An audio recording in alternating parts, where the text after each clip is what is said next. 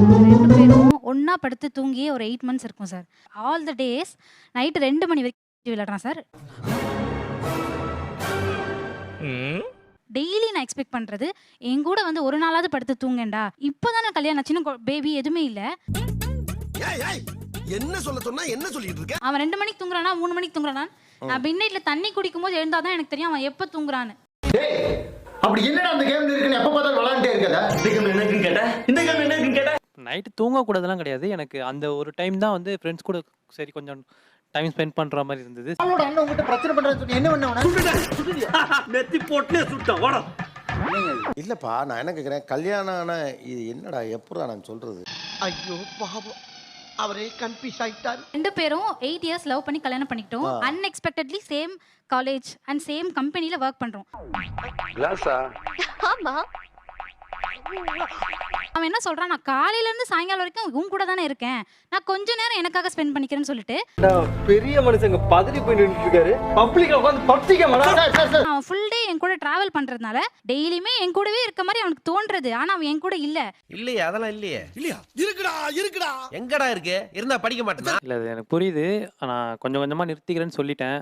உன் உருட்டெல்லாம் வேற யார்ட்டையாச்சும் வச்சுக்க. நீ எப்பேற்பட்ட ஆள்னு எனக்கு தெரியும். வீக்லி எல்லா நாளும் இல்லை, ஒரு 2-3 டேஸ் வீக்கெண்ட் ஆனால் மட்டும் விளையாடுறேன்னு சொல்லியிருந்தேன். இது தூக்கி போடலாம். ஏண்டா சனியனே, இந்த கர்மத்தை ராத்திரி பூரா உட்கார்ந்து ஒட்டிக்கிட்டு இருந்தியாக்கா?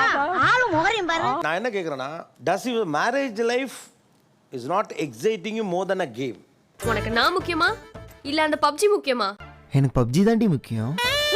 இல்லை அப்படிலாம் கிடையாது. அப்புறம் எப்படி அதை விளையாடிட்டு இருக்கீங்க?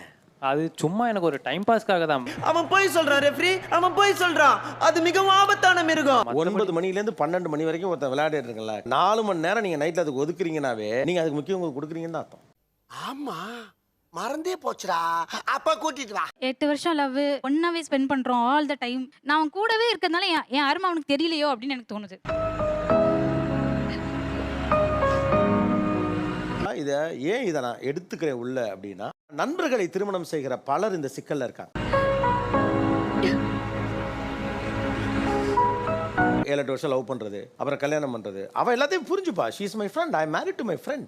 அங்கதான் நீ தப்பு பண்ற. நான் நைட்ல வந்து அப்படியே போனா ஃப்ரெண்ட்ஸ் வீட்ல கூட தங்கிடுறேன், அவளுக்கு தெரியும்னு நீங்க கிராண்டடா எடுத்துக்கிறீங்களா? எப்படி சார் இவ்வளவு கரெக்டா சொல்றீங்க? எப்படி? அது பார்த்தாலே தெரியுது சார். முதல்ல ஒரு விஷயத்தை நீங்க கிளாரிஃபை பண்ணிக்கணும் உங்களுக்குள்ள. காதலி வேற, மனைவி வேற. ஐயா ராசா, என் தெய்வமே, என் தெய்வமே. அடிப்படையா அவர மேல உங்களுக்கு ஒரு பாசம் இருக்குல்ல, ஏன் இந்த பாசம் அதிகரிச்சுக்கிட்டே போகணும்னு நினைக்கிறீங்க? வந்து இப்ப நான் என்ன உங்கள்கிட்ட சொல்றது?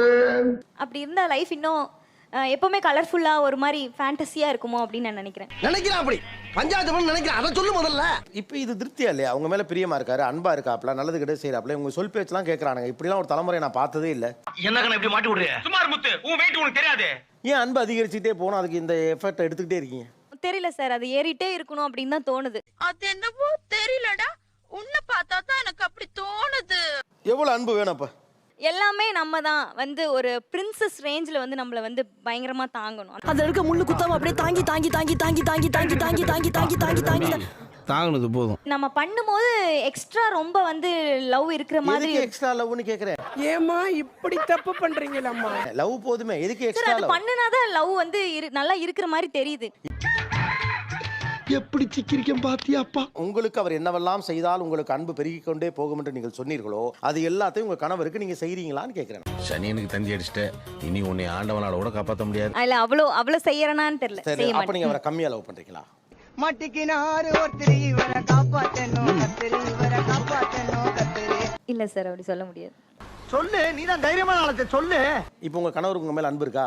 இருக்கு சார், ரொம்ப இருக்கு. நிறைய இருக்குல்ல? நிறைய இருக்கு. அப்புறம் அதை ஏத்திக்கிட்டே போறீங்க? சரி, ஏத்தல சார். அவ்வளவுதான். நோட் பண்ணுங்கப்பா பின்றாம்பா. படத்துக்கு ஏதாவது பிளான் பண்ணுவோம் ஃப்ரெண்ட்ஸோட. வந்துட்டு போ எல்லாம் ஓகே போ அப்படின்னு. கிளம்புறப்போ கரெக்டாக மூஞ்சி தூக்கி வச்சுட்டு உட்காந்துருப்பாங்க.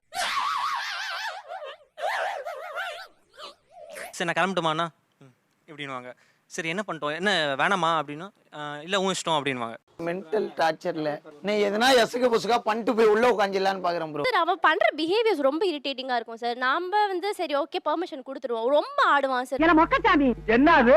ஏன்டா இப்படி தனியா போட்டுட்டு வரமாதிரியான பேசிட்டு இருக்கறவே? அப்படியே ஃபோன் பண்ணி மச்சான் அது அப்படி ஃபோன்லாம் பேசும்போது நான் இங்க அவ்வளவு ஸ்ட்ரெஸ்ஸா உட்கார்ந்துட்டு பண்ணி நான் இங்க மனசு வருது உனக்கு வருதா? போடா அங்கடி வந்துருச்சு. போறவன் கம்முன்னு போயிட்டு அங்க போய் சார், என்ஜாய் நான் அவங்களே பண்ணுவேன். இங்க கூப்பிடுவேன் இருந்து வலப்பறைய போட ஆரம்பிச்சிருவான்.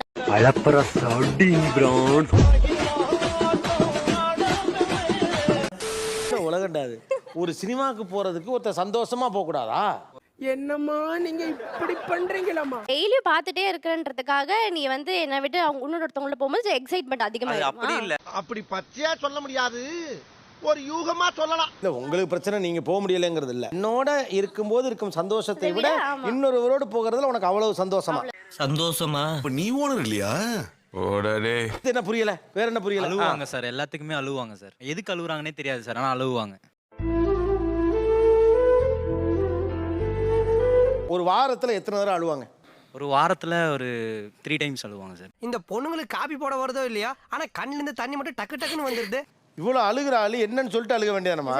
அது எப்படிங்க என் வாயால சொல்லுவேன்? விசாரிப்பீங்களா மாட்டீங்களா? ஏன் அழற, என்ன பிரச்சனைன்னு கேட்பீங்களா மாட்டீங்களா? நான் கேட்கும் போது தெரியல அப்படின்னு சொல்லிடுவாங்க. அது தெரியாம ஏன்டா நீங்க சலூன் கடைக்கு வர? யாராவே? எந்திரி முதல்ல. என்னடா? ஏன் அழறீங்கன்னு தெரியலன்னு சொல்லுவீங்களா? ஆமாம் சார், தெரியலன்னு சொல்லுவேன். ஒரு செகண்ட் டைம் கேட்டாங்கன்னா சொல்லிடுவேன் சார். என்னடி சொல்ற? நீ என்ன சொல்ற? ஒரு 2-3 டைம்ஸ் கேட்டால் தான் சார். உங்களை நம்பி அந்த ஆண்ட பேசவும் முடியாமா?